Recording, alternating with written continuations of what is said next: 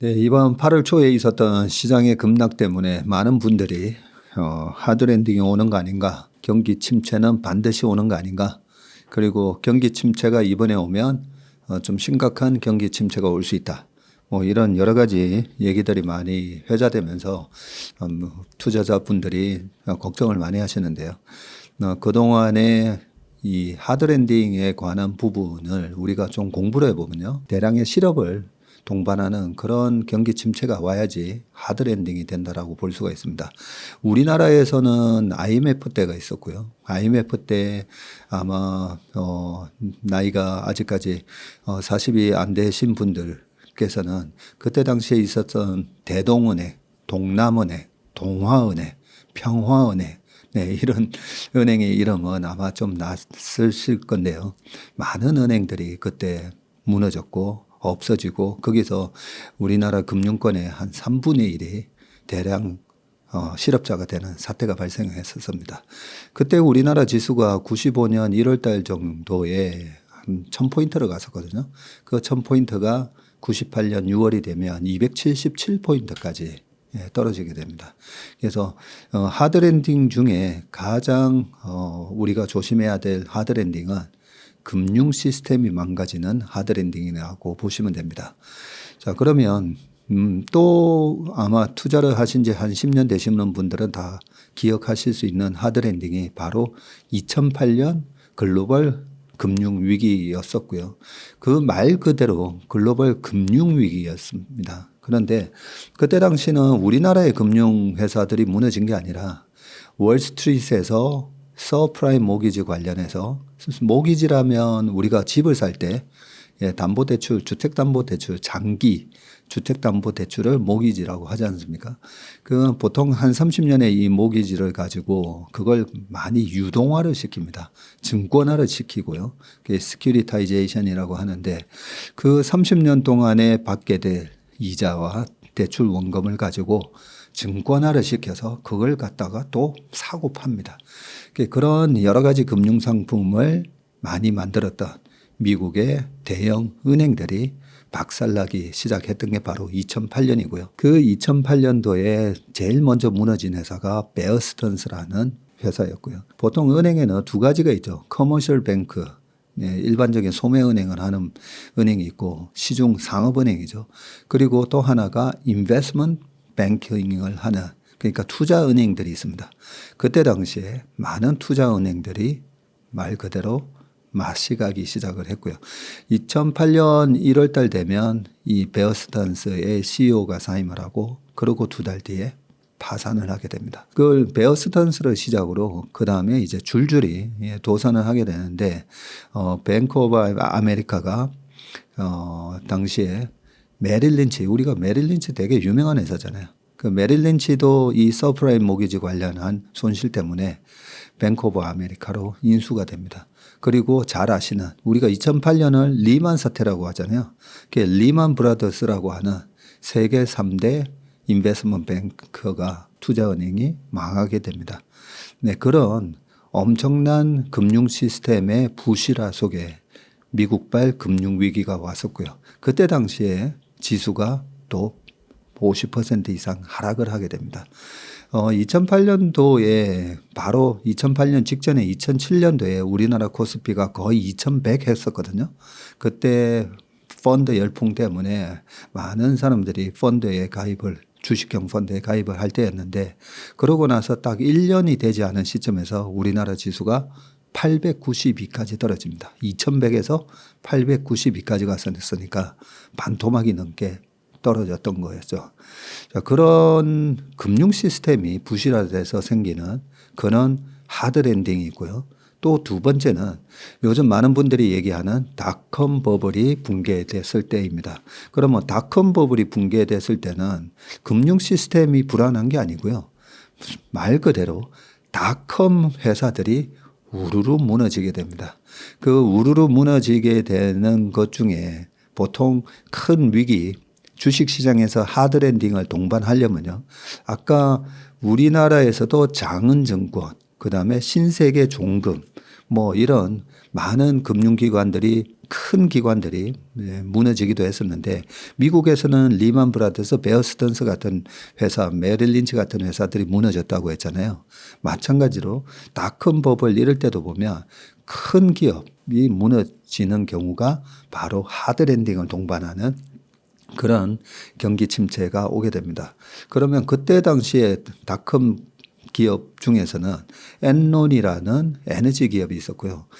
미국에서 혁신 기업으로 5년 연속 선정이 될 정도로 그렇게 대단한 기업으로 영화에도 보면 한 번씩 나옵니다. 아, 나 엔론에 취직했어 이러면서 되게 자랑스럽게 생각하는 기업이었는데 그 기업이 2001년도에 주가가 폭락을 하고요. 2004년도에 완전히 문을 닫습니다. 그 엔론의 주가가 2년 만에 90불대에서 그냥 박살이 나는 경우가 있었고요. 또 닷컴과 관련된 기업으로 뭐 더 글로벌닷컴, 그다음에 패츠닷컴, 그리고 뭐 많습니다. 닷컴이라고 한 회사들이 1996년부터 2000년 초까지 많이 상장을 하거든요. 그렇게 상장을 했다가 우르르 무너지는데 방금 말씀드렸던 더 글로벌닷컴 같은 회사인 경우에는 상장한 지 합쳐서 2년도 안 돼서 상장 폐지가 됩니다. 그 정도로 엄청난 거품이 있었고요. 뭐 이토이즈 그런 회사도 있었고 너무 많습니다. 그래서 당시에 저는 주식시장에 있었기 때문에 그 닷컴에 의한 거품이 너무나 비이성적이었다라는 걸 기억을 하고 있고요. 그 닷컴이 정말 피날레를 쳤던 99년 말 2000년에 훨씬 이전에 1996년에 앨런 그린스펀이라고 그때 당시에 페드 의장이 그렇게 얘기합니다. 지금의 닷컴 열풍은 irrational한 비이성적인 exuberance라고 하면서 96년의 상황을 보면서도 이거는 말도 안 되는 그런 거품이 만들어지고 있다라고 얘기를 할 정도였었는데요. 그러고 나서 나스닥이 1000포인트에서 5100포인트까지 그렇게 올라가는 그런 거품이었었고요. 그런 거품을 겪어보지 않은 분들은 실제로 이 거품이 얼마나 비이성적인 그런 주가를 형성하는지에 대한 아마 경험이 없으셔서 이 주가가 많이만 오르면 이거 닷컴 때랑 비슷한 거 아니야? 이런 말씀을 하시는데 최근에 주가 상승은 이익을 동반하는 상승이잖아요. 그래서 2019년 거의 2016년부터죠. 2016년부터 시작된 이 팡 기업들. 그때 당시에 이 팡 기업들이 엄청난 데이터 센터를 만들고 서버에 투자하고 그러면서 최근에 AI 서버와 같은 비슷한 분위기를 연출을 하기도 했었는데요. 그 팡 기업들이 소위 말해서 이제 플랫폼 기업들이었잖아요. 그 플랫폼 기업들이 재래상권을 죽이면서 재래상권이 가져갔던 매출과 이익을 싹쓸이하면서 지금의 아마존이 탄생하고 구글이 탄생을 했던 거거든요.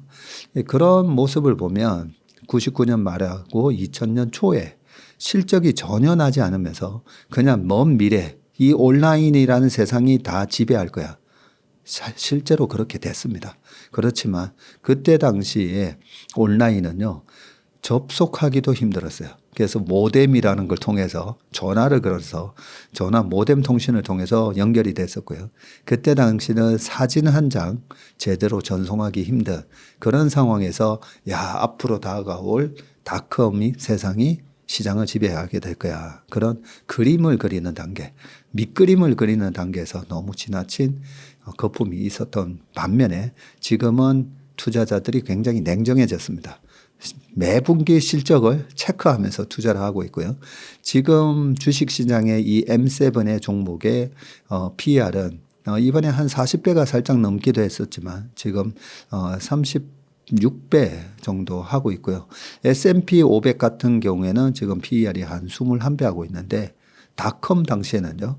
나스닥이 PER이 196배, S&P 500은 44배.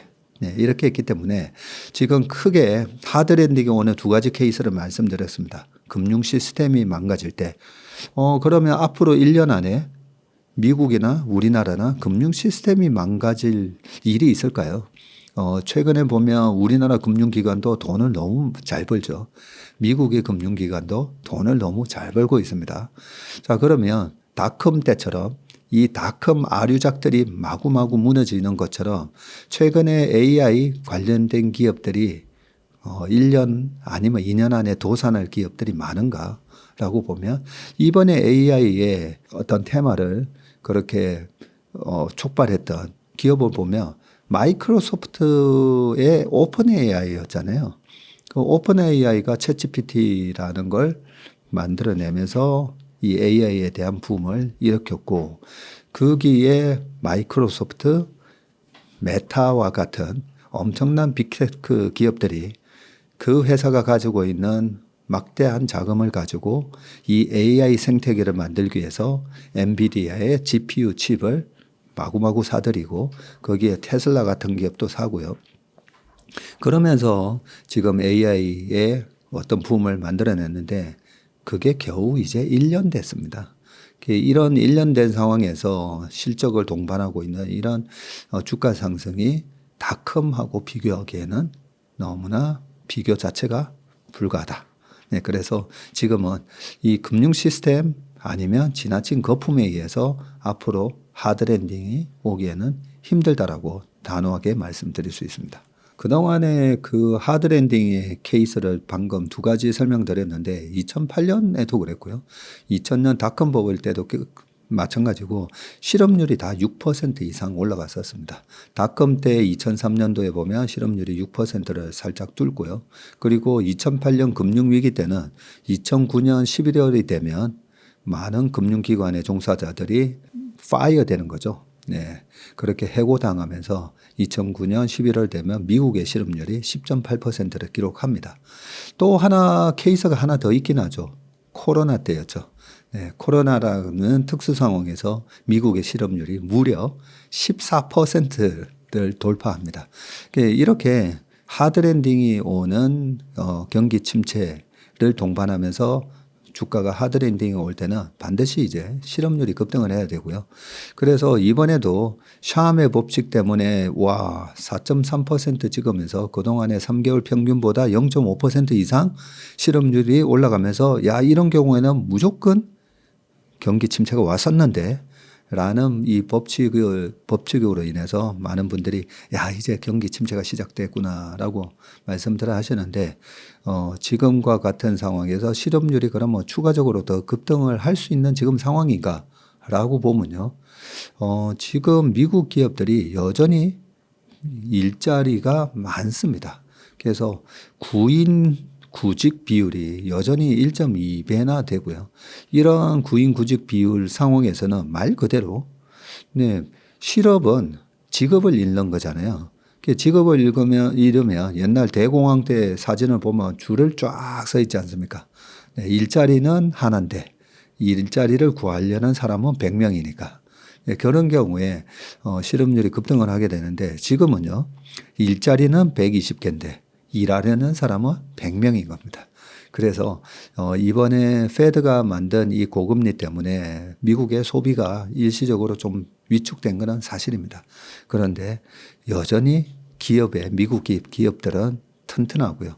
그 튼튼한 미국 기업들이 많은 사람들을 아직까지 뽑으려고 하고 있기 때문에 이번에 실업률이 6%까지 간다. 그러려면 닷컴 때처럼 많은 기업이 무너져야 된다 했잖아요. 그런데 지금 에너지 기업이 무너질까요? 아니면 AI? 아니면 반도체 기업? 어디가 그렇게 무너질까라고 보면 크게 이제 보이는 게 없기 때문에 이번에 샤암의 법칙으로 인해서 경기 침체가 온다라는 부분은 어떻게 보면 약간 좀 마일드하게 지나가는 그런 이슈가 되지 않을까 생각합니다. 예전에 우리가 바이러스 하면 스페인 독감 얘기를 많이 하잖아요. 1917년, 18년도에 있었던 스페인 독감 얘기를 많이 하는데 스페인 독감과 같은 그런 아주 혹독한 경기 침체가 올 수 있다라고 얘기를 했는데 그냥 늘상 있는 겨울 인플루엔자 독감 정도 그렇게 감기가 지나가는 수준의 그 정도 마일드한 그런 경기 둔화 모습이지 않을까 저는 그렇게 생각합니다. 전 세계에 이 자산 시장을 들었다 놨다 하는 주체가 있다면 바로 페드라고 말씀드릴 수가 있습니다. 이 페드의 금리 정책, 통화 정책에 따라서 부동산, 주식, 가상화폐, 상품 시장 모두 다 영향을 받는다고 보면 되고요. 그래서 이번에 이 페드가 금리를 올리기 시작했던 22년 3월 이후로 베이비 스텝, 빅 스텝, 자이언트 스텝 그런 식으로 해서 5.25에서 5.5%까지 올려놨는데 이제 드디어 금리 인하를 합니다. 9월 달에 금리 인하를 할 확률은 100%로 지금 나오고 있습니다. 자, 그러면 금리 인하를 하면 어떻게 될까? 많은 분들이 이제 궁금해 하시고 금리 인하와 관련해서 이런저런 얘기들을 많이 하시는데 자, 금리 인하를 하고 나서도 여러 가지 케이스가 있었습니다. 약간 긍정적인 케이스는요.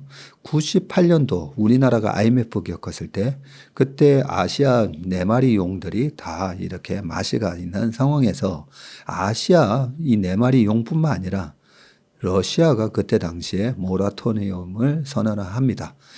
내가 빌려준 돈을 당장 갚기가 힘들다라고 선언을 하는 거고요. 그게 나라가 그렇게 선언한다는 말은 나라가 발행한 국채가 만기가 됐는데 그 채권자가 자, 나 원금하고 이자 줘 하는데 그거 지금 당장 못 주겠는데 이렇게 선언하는 거거든요. 98년 8월 달에 러시아에 이 모라토리엄이 있고 그 영향으로 98년 10월 달에 롱텀 캐피탈 매니지먼트라고 하는 노벨 경제학상을 받은 교수님이 2분이나 참여해서 만든 그 세계 최대 헤지펀드 회사가 파산을 합니다.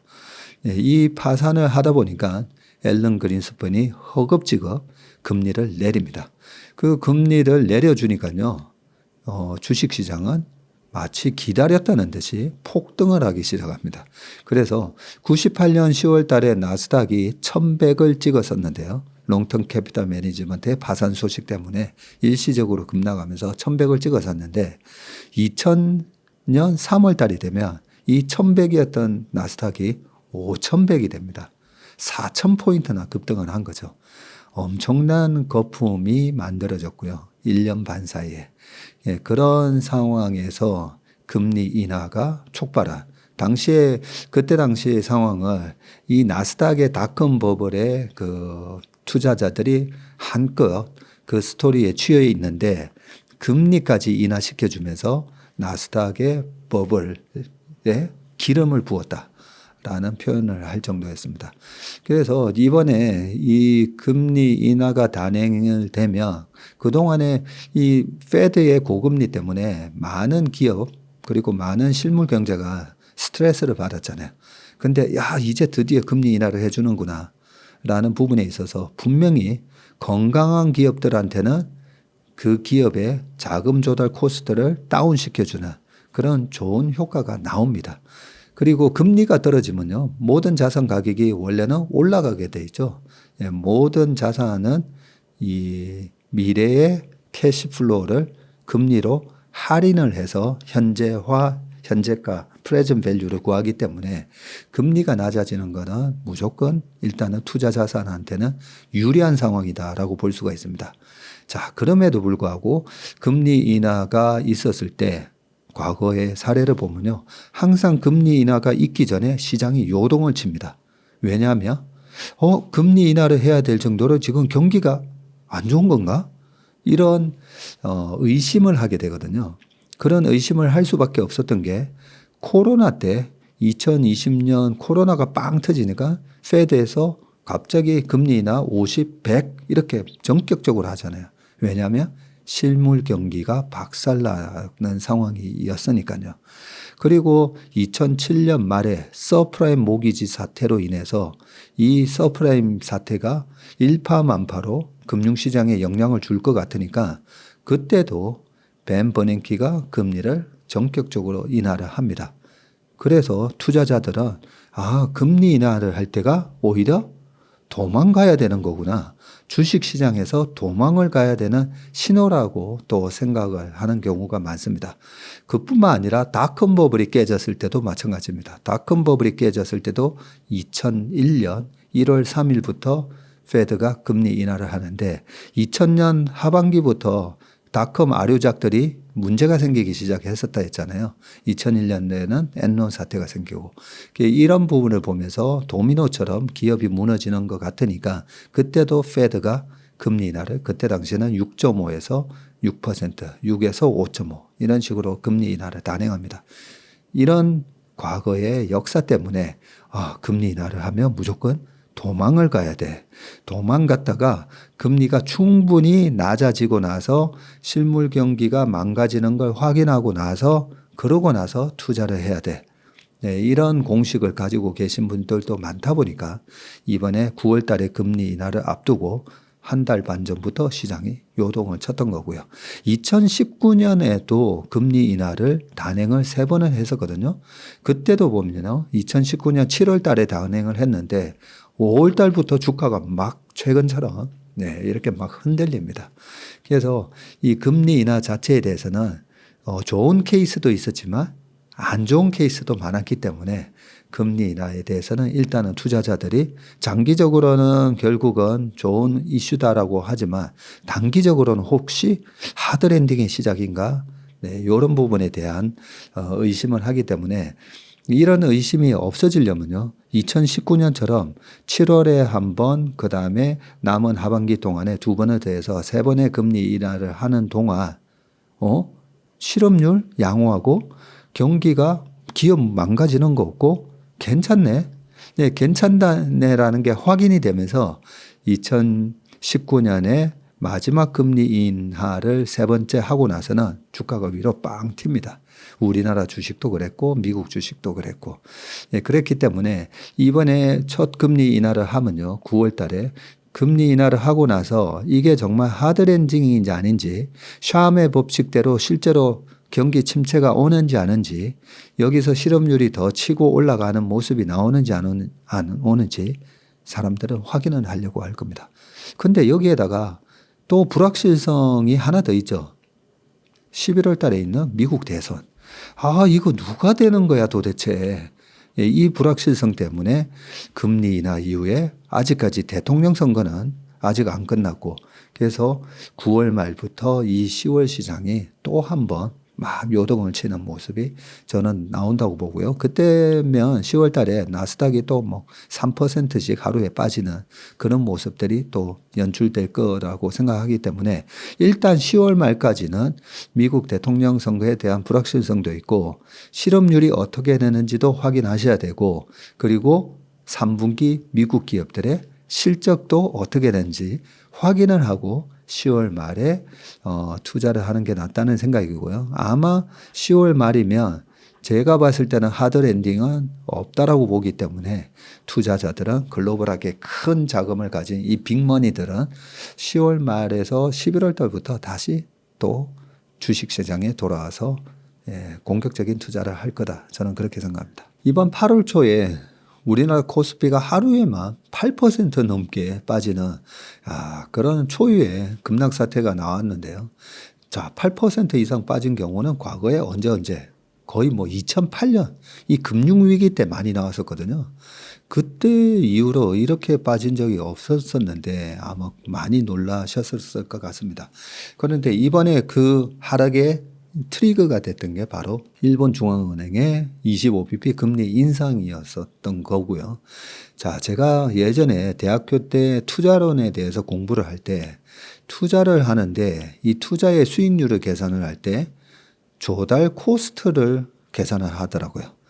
코스트 오브 캐피탈이라고 해서 아니 내 돈 가지고 투자하는 거 아닌가? 왜 내가 돈을 빌려서 투자한다라고 그렇게 아예 가정을 그렇게 하더라고요. 그 부분을 좀 제가 그때 처음 공부할 때 왜 돈을 빌려서 투자지? 이런 생각을 한 적이 있었거든요. 그런데 실제 이 투자 세계를 와보니까요. 돈을 빌려서 투자하는 사람들이 너무너무 많습니다. 그러면 일반 개인 투자가 분들은 증권회사에서 돈을 빌려서 투자하는 신용 투자가 있죠. 그리고 증권회사에서 당장 돈은 빌리지 않더라도 미수 투자라는 게 있죠. 그냥 내 돈은 1억인데 한 3, 4억까지 주식을 당장 살 수가 있습니다. 증권사랑 얘기를 안 해도. 그러고 나서 3일 뒤엔가 그 미수금을 더 돈을 채워 넣지 않으면 그 오버된 금액만큼은 반대 매매가 나게 되죠. 자, 그런 짧은 형태의 그런 신용 투자부터 이 큰 글로벌한 헤지 펀드들은요, 돈을 빌려서 투자를 하는데 걔네들이 어디서 돈을 제일 많이 빌리냐면 일본 은행으로부터 돈을 제일 많이 빌립니다. 왜냐하면 거기는 금리가 말도 안 되는 거의 제로 금리 수준이었거든요. 실세 금리가 일본은 한동안 오랫동안 계속 마이너스 금리였기 때문에 그래서 예를 들면 일본에서 자금을 빌리는데 0.5%인 거예요. 그래서 0.5%의 이자 비용을 가지고 돈을 빌려와서 미국의 국채 4%에만 사놔도 그냥 안정적으로 돈을 벌 수가 있는 구조입니다. 물론 환율이 고정됐다라는 가정이죠. 자, 그러면 방금 제가 환율이 고정만 돼 있다면 이 0.5%의 자금 조달로 이자 비용을 주면서 돈을 빌려와서 4%, 4.5%가 투자하면 무조건 차익 거래라고 하죠. 무위험 차익 거래가 발생을 합니다. 그런데 내가 돈을 빌린 데서 그 금리를 올리겠다. 우리 그런 거 많이 겪으시지 않습니까? 부동산을 사실 때도 보면 주택담보대출을 받아서 사잖아요. 그러면 코픽스 금리 플러스 1.5% 이렇게 가상금리로 해서 사는데 이 금리가 계속 올라가면 내가 갚아야 되는 이자가 계속 늘어나니까 엄청 부담스럽잖아요. 네, 그런 측면에서 이번에 일본 중앙은행이 25bp 금리를 인상을 해버리니까 뭐야, 이 계속 금리를 혹시 올리려나? 그런데 처음에는 우리 9월 달 되면 한 번 더 올릴 수도 있어 라고 얘기를 하는 바람에 이 어마어마한 엔캐리 트레이드 자금이라고 하죠. 엔화를 빌려서 다른 위험 자산에다가 투자하는 이 많은 투기적 거래자들한테는 엄청난 악재가 발생을 한 겁니다. 아니, 여기서 금리를 더 올려? 그런데 이 금리 올라가는 거는 정말 아무것도 아니에요. 일본이 중앙은행이 금리를 올리면서 엔화 가치가 폭등을 하게 되면요. 그러면 이번에 그 일본의 엔화가 우리나라 원엔 환율로 따지면 한 뭐 910원, 860원 이래 했었잖아요. 그러면 860원일 때 엔화를 860억을 빌렸다고 치자고요. 어떤 금리에? 0.5% 금리에. 그런데 0.5에서 0.75? 뭐 괜찮아. 내가 어차피 여기서 4%, 5% 수익을 내는데 이럴 수가 있는데 원엔 환율이 860원에서 이번에 거의 뭐 1,000원 가까이 가잖아요. 그러면 내가 갚아야 되는 돈이 860억이 아니라 1,000억이 되는 겁니다. 그러면 과거에 원엔 환율이 많이 높아졌을 때 최근에 언제 있었느냐? 2008년 금융위기 있고요. 2009년 10년도에 원엔 환율이 1,500원까지 갑니다. 2008년 금융위기 있기 바로 전해 2007년에는요. 원엔 환율이 740원이었어요. 740원이 1,500억이 되니까 그때 당시에 2005년, 6년, 7년도에 원화가 강세로 가고 엔화가 약세를 가는 흐름 속에서 우리나라의 병원의 의사분들이 엔화 대출을 많이 받으셨어요. 그러면 엔화 대출을 740원대 엔화 대출을 받잖아요. 그러면 7억 4천을 대출을 받아서 병원을 지어서 병원을 개업을 했는데 2년 만에 이게 1,500원이 되면서 갚아야 될 돈이 15억이 되는 거예요. 이렇게 생각해 보시면 이번에 일본의 중앙은행이 금리를 올리고 금리를 올리면서 엔화 가치가 급등을 하고 이게 얼마나 투자자들한테 그런 헤지펀드들한테 무시무시한 일이었나를 알 수가 있습니다. 걔네들은요 그냥 몇십억을 빌리는 게 아니라 몇백억, 몇천억. 지금 엔캐리 트레이드 자금이 적게는 한 1,300조, 많게는 이경 한 7천조 정도 된다고 하거든요. 그러면 1,000조라고 가정을 하면 860억을 빌렸는데 잘못했다가는 1,000억, 1,200억을 갚아야 되는 그런 상황이 도래하는 거죠. 그리고 걔네들은 그런 포지션에서 이 레버리지를 쓰고 있기 때문에 그렇게 돈을 빌려서 투자한 데 있어서 이 엔화 가치가 급등을 하잖아요. 그러면 내가 가지고 있는 자산은 200억인데 200억으로 800억어치를 빌려서 이렇게 투자를 했는데 엔화 가치가 급등을 하면서 800억이 1,000억 되잖아요. 그러면 내 돈 200억이 다 날아가는 겁니다. 그러면서 헤지 펀드들이 청산하게 되는 거거든요. 그런 일이 98년 10월에 있었던 롱텀 캐피탈 매니지먼트도 거의 비슷한 케이스로 파산을 했다고 보면 되기 때문에 이번에 급등을 했던 아니 왜 이래 주가가 이렇게 급락을 하고 엔화 가치는 왜 이렇게 급등을 하고 이런 게 작년에 보면 2차 전지에서 숏 스퀴즈라고 있었죠. 공매도 친 세력들이 계속 주가가 올라가니까 못 견디고 위에서 다시 주식을 사서 갚는 그런 숏 스퀴즈가 일어난 현상과 거의 똑같은 일이 이번에 벌어졌다면 보시면 되고요. 자, 그러면 앞으로는 어떻게 되는데 일주일 만에 이 난리가 나다 보니까 전 세계가 난리가 났죠. 그러다 보니까 일본 중앙은행에 온갖 비난의 화살이 다 몰리게 되고 이러다가 글로벌하게 금융시장이 실물 경제가 박살난다라는 그런 경고의 메시지가 나오다 보니까 일본 중앙은행에서 바로 꼬랑지를 내립니다. 아, 우리 금융 시스템 봐가면서 하겠다. 라고 얘기를 했고요. 그래서 이번에 9월 달에 추가적인 금리 인상을 한다라는 게 굉장한 공포감을 이야기했던 게 9월에는 미국은 금리를 인하를 하는 확률이 100%였잖아요.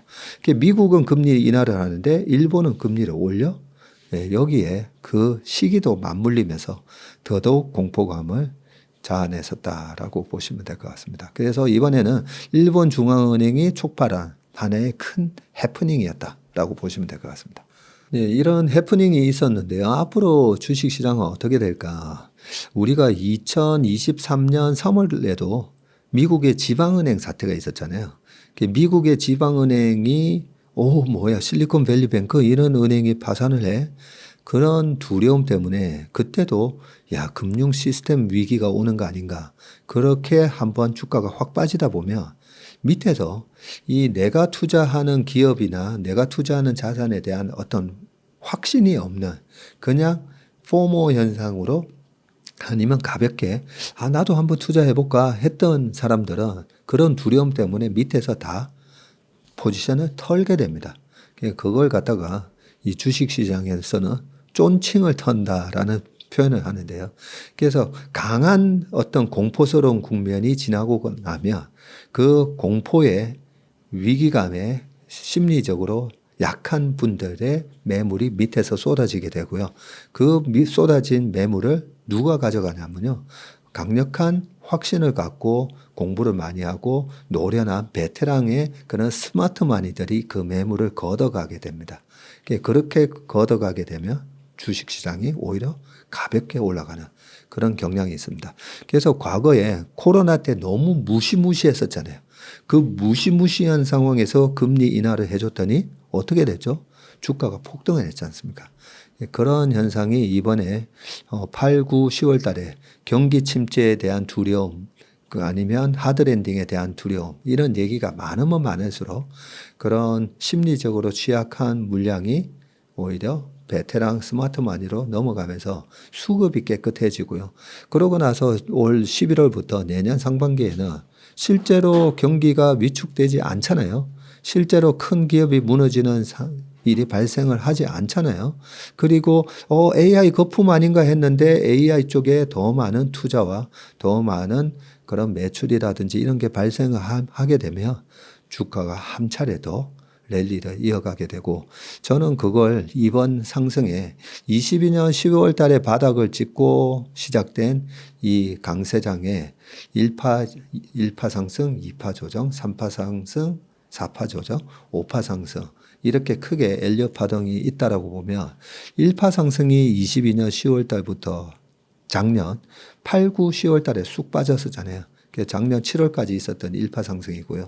그리고 작년 8, 9, 10월 달에 그때 10월 달에는 하마스의 이스라엘 공격 그리고 미국 10년물 국채가 5% 찍으면서 8, 9, 10월 달에 나스닥이 3개월 연속 음봉이 났거든요. 우리나라는요. 코스피가 2277까지 빠졌었어요. 그 조정이 2파 조정이었고 그 이후로 올해 3파 상승이 있었는데 이번에 겪는 게 4파 조정이라고 보고 있습니다. 이 4파 조정이 끝나고 나면 올해 11월부터 내년 5월에서 한 7월까지 5파 상승이 있을 거라 저는 그렇게 생각합니다.